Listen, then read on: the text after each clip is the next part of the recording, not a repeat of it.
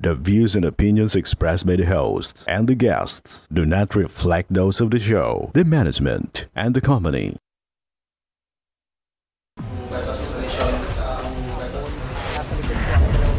Kwento sa illegal na droga. At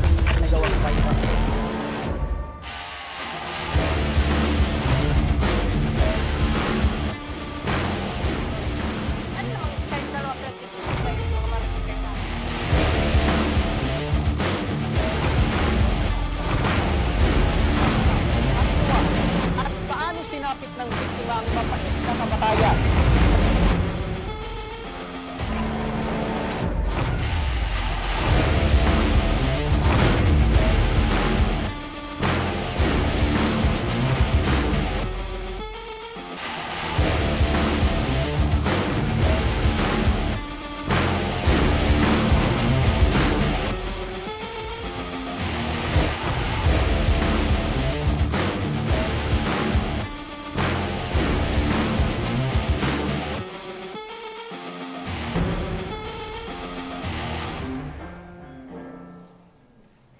Magandang hapon sa inyo mga ka-aksyon. Live na live po tayo ngayong araw ng Miyerkules. Tuloy-tuloy ang ating pagbibigay ng serbisyo publiko. Magandang hapon mga ka-aksyon. At live din tayong napapakinggan sa 90.3 Radyo Oragon Sorsogon, 88.3 sa Catanduanes, 90.7 Legazpi City. At live na rin tayong napapanood sa ating YouTube account. At mga ka-aksyon mula Catanduanes, Masbate, Camarines Norte, Camarines Sur at Sorsogon. Ang Tabang Ora mismo ay inyo na ring mapapakinggan sa mga sumusunod na radio stations. Panoorin po natin ito. Mga ka-aksyon, lumalawak na ang naaabot ng Tabang Ora mismo dahil mapapakinggan na rin ang Tabang Ora mismo sa mga sumusunod na radio station. Tuwing Lunes, ang Tabang Ora mismo ay live na mapapakinggan sa 100.5 FM DWEN Boom Radyo ng Camarines Norte tuwing alas 12 hanggang alauna ng hapon. Radyo Pilipinas Virac. Para naman sa mga ka-aksyon sa Virac Catanduanes tuwing alauna hanggang alas 2 ng hapon. Tuwing Miyerkules, ang Tabang Ora mismo ay live na mapapakinggan sa 95.1 His para sa mga kababayan natin mula sa Naga City, alauna hanggang alas 2 ng hapon. Tuwing Biyernes, ang Tabang Ora mismo ay live na mapapakinggan sa DYME, Radyo Masbate 780 kHz mula alas 9 hanggang alas 10 ng umaga. RMN, DWNX 91.1 FM at DWNX 1296 kHz Naga City mula alauna hanggang alas 2 ng hapon at 92.7 Wow Smile Radio Masbate. Tuwing Sabado naman, alauna hanggang alas 2 ng hapon sa 107.1 Radyo Natin Virac FM, alauna hanggang alas 2 ng hapon sa 99.9 FM Wow Smile Radio Sorsogon City, 92.7 FM Radyo Frontline Pilar Sorsogon, 95.3 FM Wow Smile Radyo Bulan Sorsogon. Stay in tune mga ka-aksyon. Ito ang programang may paninindigan. Tutugon sa inyong pangangailangan. Ito ang Tabang Ora mismo. Umpisa na natin ang ating Tabang Ora mismo mula Catanduanes, isang pamilya ang ating nakilala. Isang ama na pag-aabaka ang tanging hanap buhay habang ang kanyang asawa ay tutok sa pag-aalaga sa kanilang dalawang anak. Samantala ang kanilang panganay na anak ay dumaranas ng sakit na cerebral palsy, kung kaya't maliban sa araw-araw nilang pangangailangan ay alalahanin din nila ang gamutan ng kanilang anak. Ano nga ba ang munting hiling ng pamilya? Sabay-sabay nating alamin sa kwentong ito.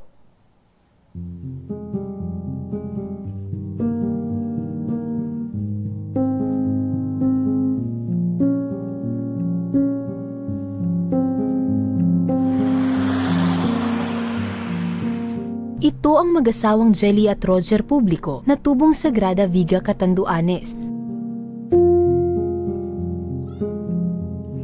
Ang haligi ng tahanan na si Tatay Raguel, maagang naghahanda ng kanyang gagamitin sa pagtatrabaho.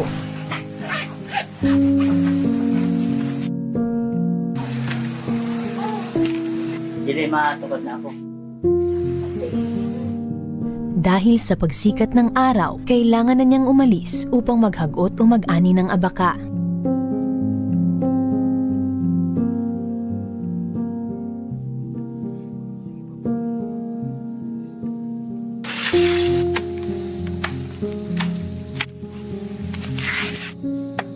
At habang si Tatay Raguel ay abala sa buong araw ng kanyang trabaho, si Nanay Jelly naman ay binubuhos ang kanyang oras sa pag-aasikaso sa kanilang dalawang munting anak.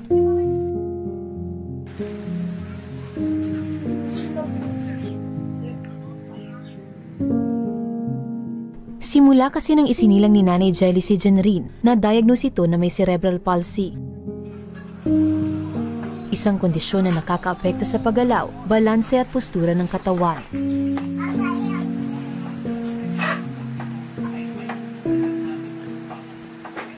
Lagi po siyang nakahiga lang, tapos hindi rin po siya nakakausap kasi parang may problema din po siya sa mata. Napacheck upan namin nung isang beses lang, nung isang taon siya. Yun nga daw po cerebral palsy yung niya sakit. Kaya kailangan siyang ma-CT scan. So hindi niyo po siya napa-CT scan noon? Hindi. Bakit po, ate? Kasi wala pong pera. Kahit anong pagsisikap, hindi pa rin daw sumasapat ang kinikita ni Tatay Roger sa kanilang pang-araw-araw. Lalo na't may pangangailangan na gamot ang anak.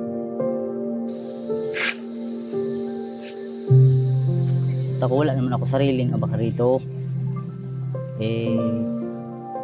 Pag naghagot ako, yung may-ari ng abaka, may share din yun. Halimbawa, sa maghapon, naka-4 na raan ako.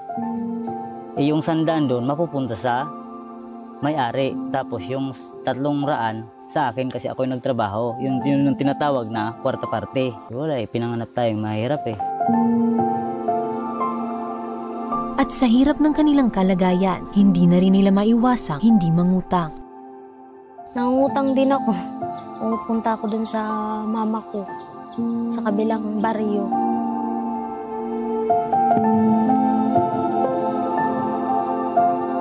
Payat at hindi mo aakalain na 6 na taong gulang na ang batang si Janrine.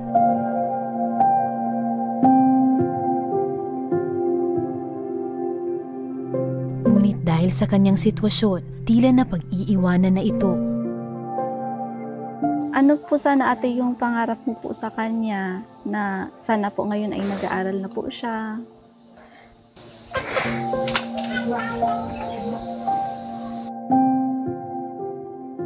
Kasi pangarap po niyo noon, engineer. Gusto ko din po maging engineer siya.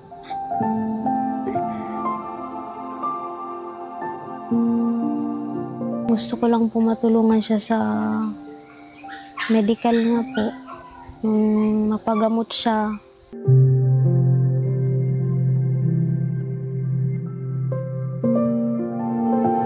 Dahil sa lumalalang kalagayan ni Janrine, hindi na nag-alinlangan si Nanay Jelly na lumapit sa aming programa upang humingi ng tulong.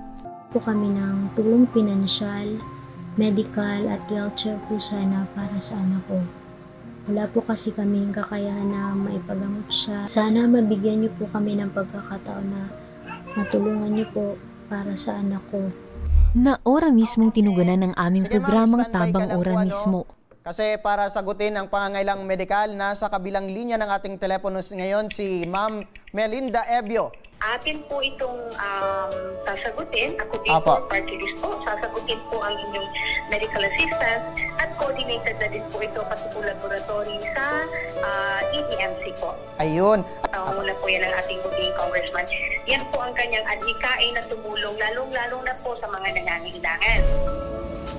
At ora mismo namin tinungo ang lugar upang personal na ibigay ang matagal ng kahilingan ni Nanay Jelly para sa kanyang anak.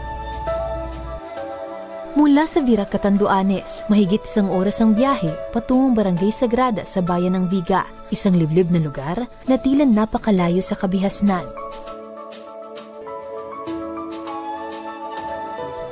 At pagdating namin sa lugar, puno ng mga ngiti kaming sinalubong ng pamilya publiko. Hi, Janrine! Sa Ate Sheila to. Hindi na po ako naririnig. Nakakarinig naman po yan, kaya lang hindi siya nagsasalita. At aking nasilayan si Janrine, hindi makapagsalita at hindi rin nakakakita. Hi, Nanay Jelly!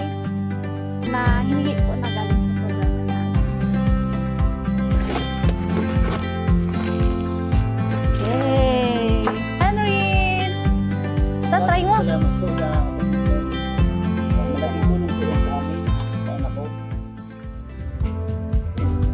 Kinabukasan, muli naming binalikan si Janrine upang siya ay mapasuri na sa doktor.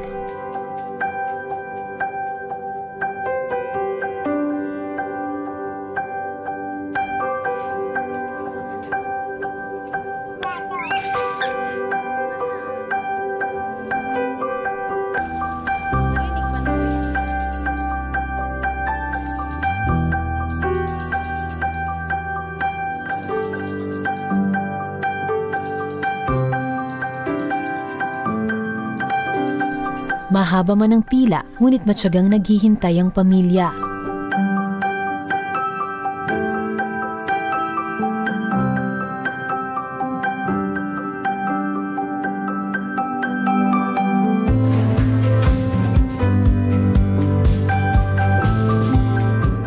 Sinagot na ng Ako Bicol Party List ang kanilang hospital bill at lahat ng kailangang laboratorio para kay baby Janrine.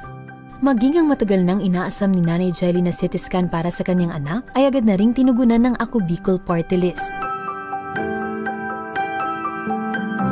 Pag naka-check up ka, may CT scan request ka na, hindi ka napipila sa malasakit. Punta ka dito para kami na makipag-usap sa radiology na doktor. Sana pumayag ng doktor. Ayon sa doktor na sumuri kay Janrine, kailangan munang hintayin ang resulta ng mga isinagawang pagsusuri bago tuluyang matukoy ang kanyang tunay na kalagayan. Ang aming team ay patuloy namang aalalay sa pamilya publiko. Ano man ang maging resulta ng pagsusuri.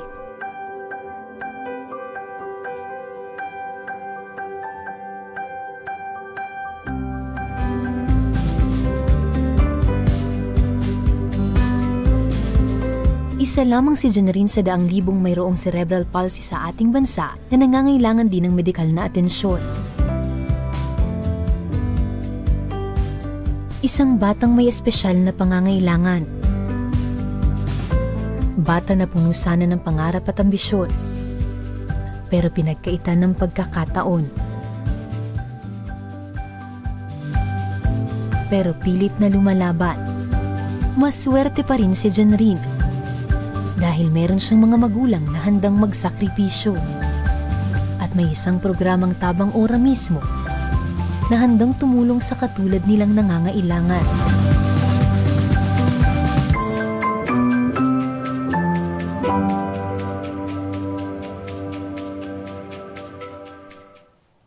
Ayan mga ka-aksyon, isa na naman kababayan natin ang nabigyan ng kasiyahan dahil dito partners na naibigay or natanggap nilang wheelchair mula sa Ako Bicol Party List. Tama yan partner, kaso nakakalungkot lang dahil kung sino pa talaga yung walang-wala, sila pa yung nabibigyan ng ganitong sakit. Pero kumbaga sabi ni Lord, kun lang yan. Pagsubok lang yan. Apo. At pasalamat tayo at maswerte dahil nandyan ang Ako Bicol at ang ating program para handang umalalay sa mga ganitong ating mga kababayan na may pinagdadaanan ganito. At yung palagi kong sinasabi partner, saludo ako sa mga magulang na kahit merong pinagdadaan ng mga pagsubok, hirap sa buhay, ay positibo at ginagampanan yung pagiging magulang sa kanilang mga anak. Tama yan partner. Kaya sa ating mga magulang, kumbaga sa ating mga anak, maging bigyan natin ng respeto o pagmamahal sa ating mga magulang. Huwag tayong kumbaga kaya ng galit sa ating mga magulang kung tayo ay napapagalitan. Opo, dahil, kasi para sa inyo lang din naman yan. Yan yung parang dinadaan lang sa galit, pero ang totoo niyan, ang katumbas niyan ay yung pagmamahal ng isang magulang para yung anak ay hindi mapariwara. Pero balik tayo doon partner dahil sa mga magulang na gano'n, merong mga anak na gano'n na merong may mga sakit, kapansanan, ipagpatuloy nyo lang yung pag-aalaga sa inyong mga anak dahil dyan nasusukat yung pagiging yung mabuting magulang at mapagmahal na magulang. Tama yan, partner. At syempre, huwag tayong bumitiw sa yun ang pinaka-importante. Huwag bumitiw sa pananampalataya sa Poong May Kapal dahil si Lord lang ang nakakaalam kung kailan tayo magiging parang matatapos yung sinasabing pasan natin yung krus.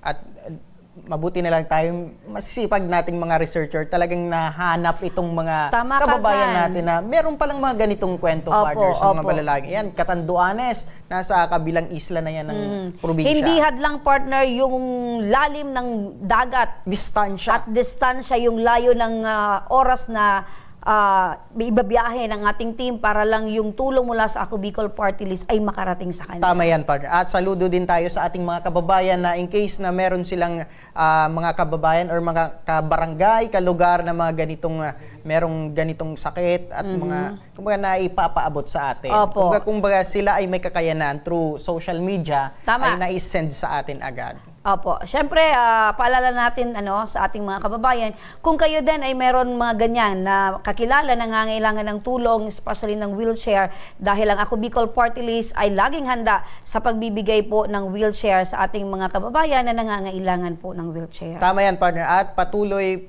rin ang paglilibot ng Ako Bicol para mabigyan itong mga beneficiary natin na talagang nangangailangan ng wheelchair. Opo. At alam mo, partner, sunod-sunod, sunod-sunod yung mga kababayan natin na nagagalak, parang nababawasan yung bigat ng kanilang problema at nararamdaman dahil yung mga kaanak nila na walang magamit na wheelchair dahil sa kampansanan, sa kahirap ng buhay, merong Ako Bicol Party List na nagbibigay ng pag-asa at tulong sa kanila. Tama yan, partner. Maikwento ko lang sa iyo, partner, nung nagsisimula pa lang ako sa pagiging media reporter, ay kasama ko na talaga ang Ako Bicol sa paglilibot sa 6 na probinsya dito sa Bicol para matugunan itong mga kababayan natin na nangangailangan ng wheelchair. Yung Catanduanes, Masbate at iba't iba. Kung sa Albay, marami na rin na nabigyan. Opo. Siyempre, partner, doon sa mga kababayan natin na may kapansanan, hindi makatayo, hindi makalakad, parang sila yung wheelchair, yung kanilang katuwang ang nagiging parang alalay. Paanan nila para sila ay makarating sa kanilang pupuntahan. Kaya maswerte tayo, partner, na tayo ay binigyan ng malakas na pangangatawan at malayo sa sakit. Kaya yung mga merong ganitong sakit, tulungan po natin at isabay natin sa ating panalangin araw-araw. At laging tandaan, nandyan po ang Ako Bicol Party List. Yan po ay instrumento, kumbaga, para matulungan itong mga kababayan natin. Ako Bicol Party List, katulong na, kakampi pa. At sa pagbabalik ng Tabang Ora mismo, panganay sa 6 na magkakapatid, dumaranas sa sakit na polio. Dahil dito ay buong buhay lamang nito ay nakahiga at walang kakayanan ng makapaglakad. Ang kanyang kwento, ating alamin mamaya lamang. Kaya huwag kayong bibitaw, mga kaaksyon, magbabalik pa ang Tabang Ora mismo.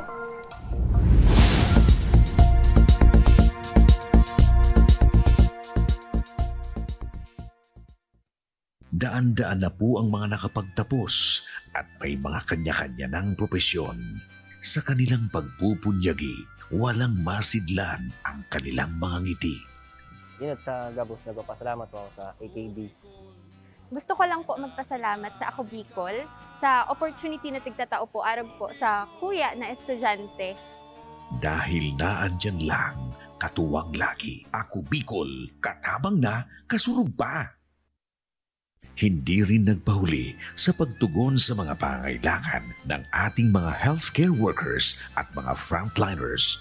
Sa simula pa lang nitong pandemya, hanggang sa ngayon, walang humpayang pagtulong. Ay, nagpapasalamat po ako sa pagtaon ng Tabang hali sa Ako Bicol Party List. Papasalamat kong dakula sa duwang congressman. Kayo nakakatabang sa mga sa gabi. Maaasahan, Ako Bicol, katabang na, kasurog pa. Tucked away in the province of Albay, known for its perfectly shaped Mayon volcano, Misibis Bay Resort, a locally owned 5-hectare private island resort. The resort is ready for all those looking to balance tranquility and adventure. This tropical destination is where guests can either choose to relax under the palm trees or have an adventure under the sun. It features modern and luxurious rooms and villas, recreational facilities, and sophisticated services.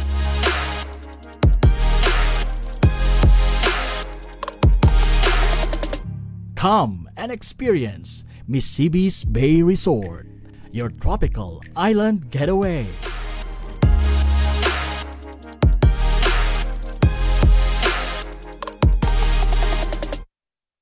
Problema sa tubig, agarang binigyang solusyon. Nagpatayo ng mga solar-powered water supply system sa mga liblib na lugar. Libre, malinis at maaasahang supply ng tubig 24/7. Dakulaon ang pagpapasalamat niya mo dahil may kamalilingan habang kami nabubuhay. Dakulaon nining tabang para sa gabos na tao digdi. Salamat po. Para sa ating mga kababayang nasa laylayan, Ako Bicol, katabang na, kasurug pa.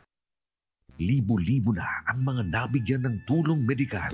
Bata, matanda, kahit sino man, lahat ng mga may karamdaman, may maaasahan.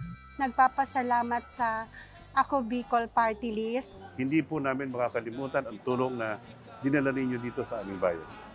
Maraming salamat po. Dahil iisa lang ang tunay na nagmamalasakit. Ako Bicol, katabang na, kasurug pa.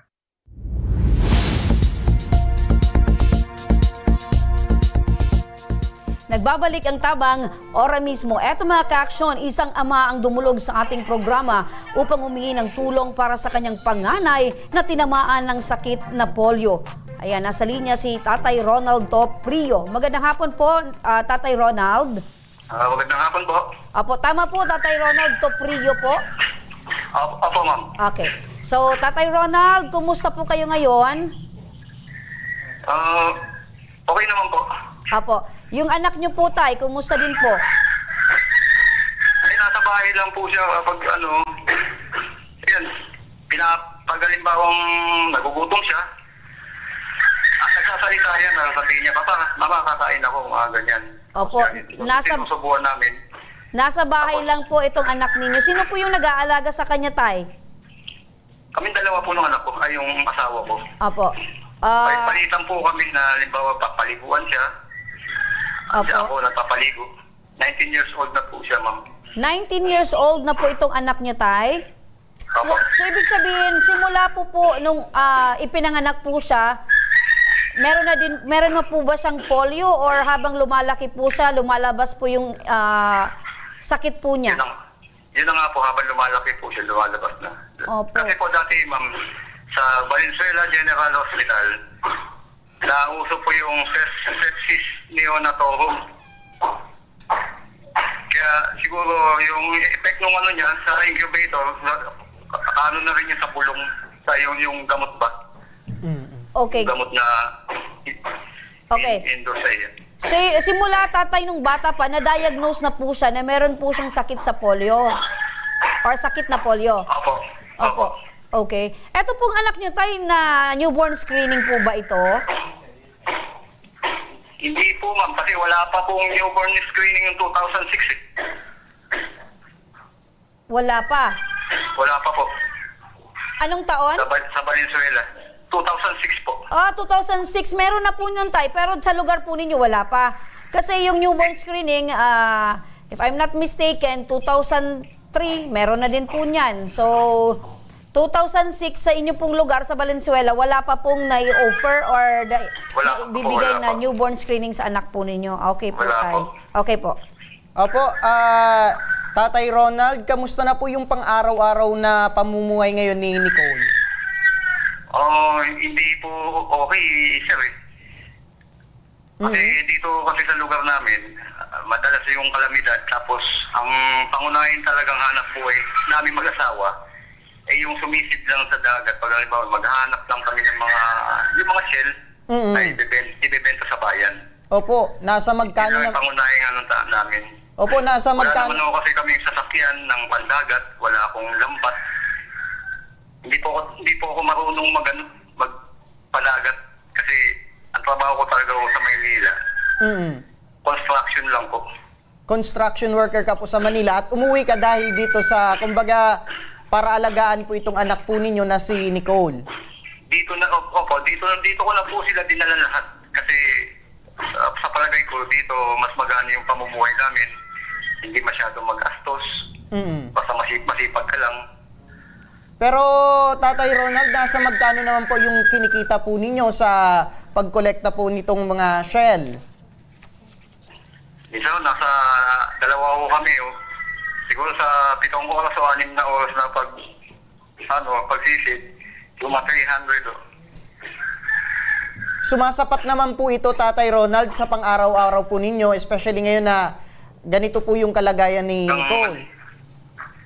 Hindi po kaya sa lima kasi yung anak ko kasi namatay na yung isa. Sa kalooban, nalunod kasi siya. Opo. Tatay Ronald, gaano kahirap po yung naging sitwasyon po ninyo?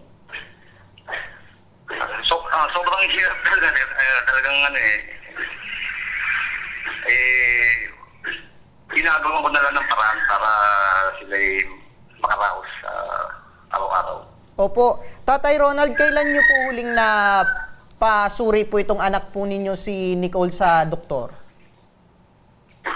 Sa health center lang po siya na check up, halimbawa yung mga ano lang, yung mga nararamdaman lang niya, yung mga halimbawa lagnat, may diarrhea, pero yung talagang pang-physical wala po kasi dito sa probinsya, doon po sa Legazpi talaga. Opo, bakit po, sir, ano po yung pinakadahilan kung bakit hindi nyo po talaga napapatingnan po ito sa eksperto?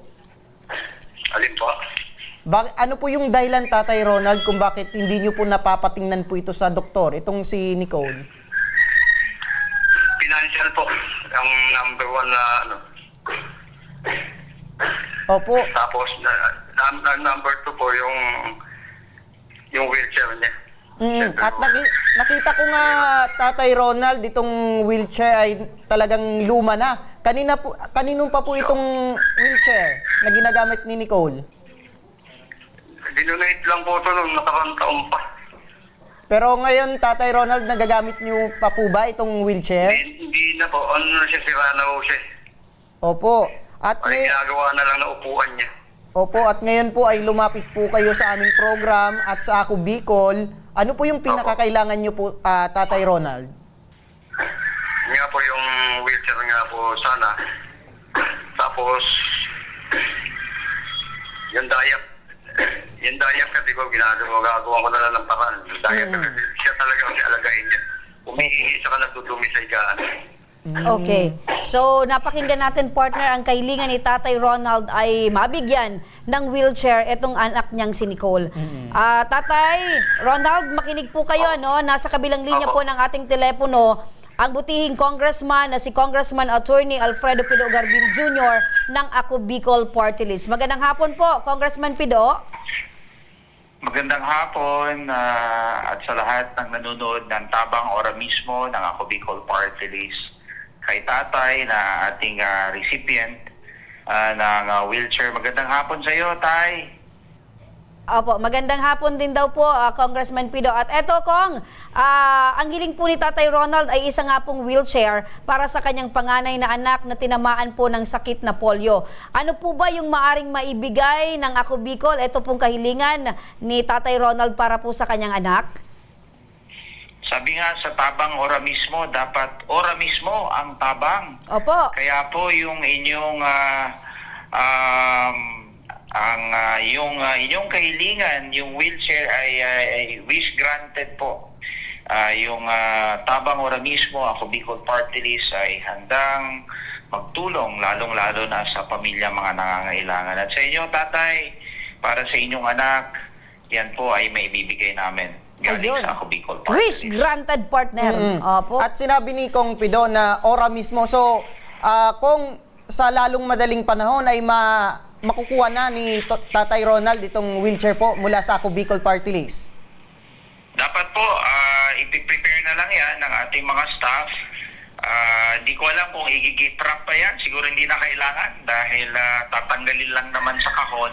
Opo. Pero yung ating mga staff mismo, kung maaari, dapat siguro may deliver natin agad-agad kay Tatay para magamit nito ng kanyang anak.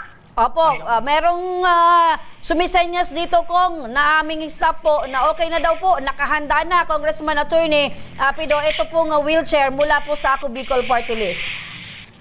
Okay, so Tatay, sana gumaling ang iyong anak na sa kinalaunan ay hindi na magagamit ng wheelchair. Yan po yung aming wish din. Galing sa Ako Bicol Party List sa Tabang Ora mismo. So magandang hapon, Tay, at kumusta po sa inyong anak? Magandang hapon po. Salamat. Opo. And God bless us all.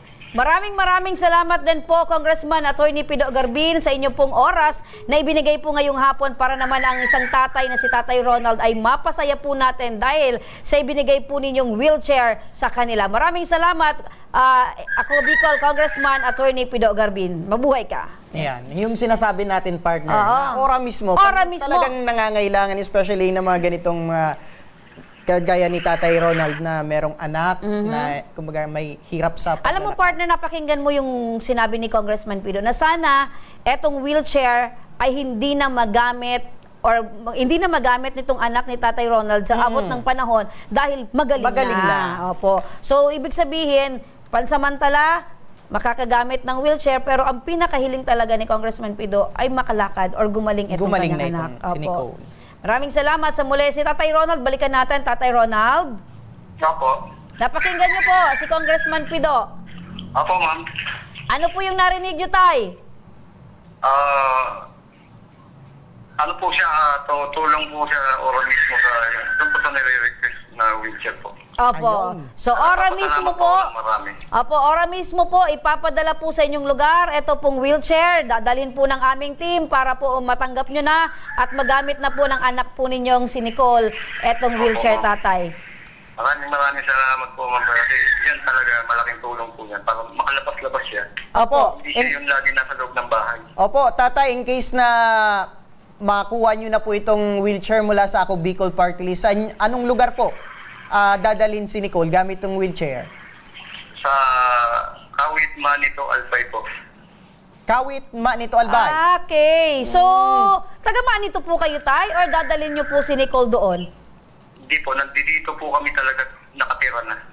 Dyan po kayo sa Kawit Manito. Ngayon, ang tanong po ng aking partner, saang lugar dyan po sa Manito Albay? Pasyalan po ba? Simbahan? Eskwelahan? Mall? Saan nyo po unang dadalhin si Nicole gamit po itong wheelchair, Tay? Sa bayan po muna sa ikot-ikot. Ayun! Makita niya. Dito po sa Manito. Ayan. Malapit na po yung piyesta ng Manito sa 23. Ayun, mailalabas nyo na po si Nicole. Diyan po sa bayan. Makakita ng peryahan. Yan. Yan! So kasama na po ninyo si Nicole sa mga pictures po ninyo na naandun po kayo sa bayan at nakikita yung mga yung mga ride sa perya. Opo, ma'am. Yung kasing mga kapatid niya, yun lang palagi nakakalabas. Ayan, si Nicole ay magro-roaming around the Manito Albay. Kumbaga sa tuwing umaga, pwede nang magamit para kumbaga kahit papaano makapag-painit at exercise itong si Nicole. Opo, masaya po kami para sa inyo po, tatay, at para po kay Nicole. Meron po ba kayo? Opo, may mensahe po kayo kay Congressman Pido at sa Ako Bicol Party List, Tay? Opo, ma'am. Nagpapasalamat po ako ng marami po kay Congressman, lalo na sa Panginoon, tapos dyan sa Ako Bicol. Maraming salamat po. Marami po kayo natutulungan sa mga ganitong klaseng pagkakataon. Opo. Maraming salamat po, Tatay Ronald. Kami po ay natutuwa dahil... Okay, thank you very much po. Opo. Thank you po, Tatay. So, ako, partner, tuwang-tuwa ang puso ko dahil yung isang ama na ang kahilingan ay simple, mabigyan ng wheelchair ang kanyang anak, ay natupad ng Ako Bicol Party List. Kumbaga talagang nandyan palagi ang Ako Bicol Party List. Alam mo, partner, ang mga magulang talaga kahit simpleng bagay, pero pag wala ka talagang kakayahan, mahirap maibigay. Pero kung gagawa ka ng paraan sa paraan ng paghingi ng tulong sa iba, kumbaga dagdag ng sipag para makarating ka doon sa tamang tao na tutulong sa iyo. At ito yung Ako Bicol partner, di ba? Kaya naman saludo kami sa mga katulad nyo ng mga magulang na yung iba nga talagang yung gusto nila kahit hindi kaya ng magulang ay hindi nagpapakita yung magulang na hindi kaya kung bilhin yung yan. Iba dyan na mga anak, yung ibang mga anak parang andyan na lahat, naibigay na lahat ng mga magulang pero hindi sila thankful, hindi sila grateful. Pero sa puntong ito, simple ang kahilingan ng tatay na ikakatuwa ng bata, ng anak ay ginawa ng tatay. Tama. At una niyang naisip ang Ako Bicol Party List. Tama ka dyan, partner. Kaya isa na namang partner na tatay ang nabigyan natin ng kasiyahan ngayon sa paraan ng wheelchair mula sa Ako Bicol Party List. Tama yan, partner. Kumbaga, maagang pamasko para kay Tatay Ronald at sa kanyang anak na si Nicole? Bali dalawa yun, partner. Yung kanina, si nanay yung humingi mula Bira, Catanduanes ng wheelchair naman para sa kanyang anak. Diba? Eto naman si tatay, wheelchair naman para naman sa kanyang anak mula sa Albay. Nito Albay. Yun. Tama yan, partner. Kaya sabi ko sa inyo, partners, kanina yung sinabi kong mga ka-action na talagang naglilibot po at nag-research po ang mga staff natin, itong Ako Bicol Party List, para mahanap itong mga kababayan natin na labis na nangangailangan ng mga ganitong gamit, itong wheelchair na So, ibig sabihin nito, partner, hindi lang dito sa Legazpi City, hindi lang dito sa Albay, kundi buong probinsya ng Bicol Region ay nabibigyan ng tulong ng Ako Bicol Party List. Tama yan, partner. Pwede na tayo, marami pa tayong natutulungan sa labas naman ng Bicol, di ba? Sa Manila, sa iba-ibang lugar ng Pilipinas, di ba? Marami. Yung mga umingi ng tulong sa Kongreso, tama ka dyan, partner, di ba? Marami na silang nilapitan na pwedeng makatulong sa kanila, pero kumbaga kulang pa rin. Yung iba naman, bigo sila. Di ba? So, meron namang iba na nakabawas doon sa kanilang hospital bill. Tama yan, partner. Yung isa natin na, kumbaga, beneficiary natin na hindi niya alam na, kumbaga, ang Ako Bicol, akala niya ay mga taga-Bicol lang yung matutulungan. Kasi yung pangalan Ako Bicol. Pero nung nalaman niya na kahit hindi Bicolano ay natutulungan ng Ako Bicol, laki yung pasasalamat niya. Taga-Samar yun, partner, yung na-point natin. Okay, so kahit Bisaya ka, kahit ikaw ay Muslim o anuman ang iyong lahi, welcome kayo sa Ako Bicol Party List. Dahil sa Ako Bicol, walang pinipiling matulungan basta kayo ay nangangailangan. Tama yan, partner. Saludo ako sa Ako Bicol Party List. At sa mga nagnanais na humingi ng tulong sa aming programa, mga ka-aksyon, panoorin po natin ito. Sa may mga problemang legal at medikal na nais humingi ng tulong sa ating programa, maaari po kayong magsadya sa aming tanggapan sa ground floor Embarcadero de Legazpi, Victory Village, Legazpi City. Bukas po ang aming tanggapan mula Lunes hanggang Sabado, alas 8 ng umaga hanggang alas 5 ng hapon. Sa mga nasa Metro Manila naman po at kalapit na lugar, maaari po kayong humingi ng tulong sa Action Cost Center sa North Wing ng Batasang Pambansa. Magpunta lamang po kayo tuwing araw ng Lunes alas 8 ng umaga hanggang alauna ng hapon. Maaari na rin po kayong magtungo sa Tabang Ora mismo Satellite Office sa Camarines Norte sa Provincial Capitol Building, Barangay 3, Daet, Camarines Norte. At para naman sa mga taga Camarines Sur, maaari na rin kayong dumulog sa Zone 2, Tagungtong, Goa, Camarines Sur. Bukas po ang aming tanggapan mula Lunes hanggang Biyernes, alas 8 ng umaga hanggang alas 4 ng hapon. Maaari din kayo magpadala ng mensahe sa aming official Facebook page na Tabang Ora mismo. Kahit anong reklamo ay amin pong tinatanggap. Huwag niyo rin pong kalimutang i-follow ang aming mga official social media account sa aming Facebook account, YouTube at TikTok account, Tabang Ora mismo. Action ko patuloy na magsisilbi. Action ko sa mga... At mga ka-aksyon, 78 days na lang at papalapit na ang Pasko. Ayan, 78 days to go na lang at Pasko na. Advance Merry Christmas mga ka-aksyon.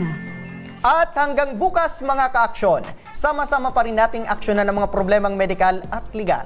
Ako po, si Nomer Corporal. Ito ang programang May Paninindigan, tutugon sa inyong pangangailangan. Ako naman po, si Remy Araneta Mendones. Magandang hapon at salamat. Ito ang Tabang Ora mismo. Action ko sa mga nangangailangan. Action ko lahat ay dadamayan. Noon at ngayon tayo'y sinamahan. Action ko patuloy na magsisilbi. Action ko sa mga nangangailangan. Action ko lahat ay dadamayan. Noon at ngayon tayo'y sinamahan. Action ko patuloy na magsisilbi. Isang masipag na pilantropo sa hirap at ginawa kasama mo.